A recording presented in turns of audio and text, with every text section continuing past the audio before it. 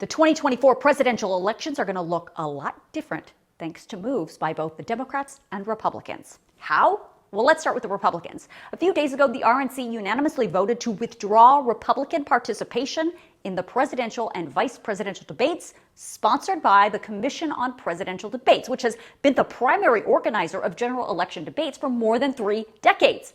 Why?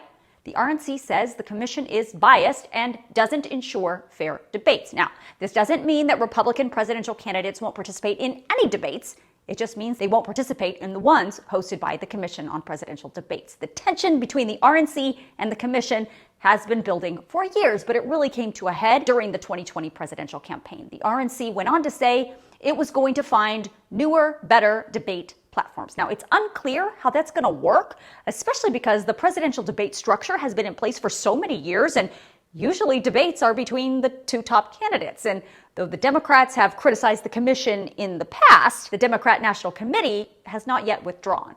Now, speaking of the Democrats, the Democratic National Committee is moving one step closer to making the biggest change to its presidential primary calendar in years, a move that may put Iowa in jeopardy of losing its traditional first-in-the-nation spot.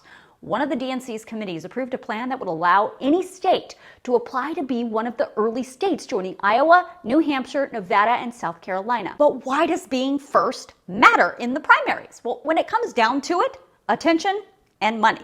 Those first-in-the-nation states get big ad dollars from the political parties and attention from the big-name candidates. Not to mention, when the primary field is large, those early states are often really decisive in picking the party's nominee. Now, some of the states vying to be an early state, Michigan, Nevada, and New Jersey. The proposed new DNC calendar with this first-in-the-nation states will be announced July 15th and then must be voted on by the full DNC.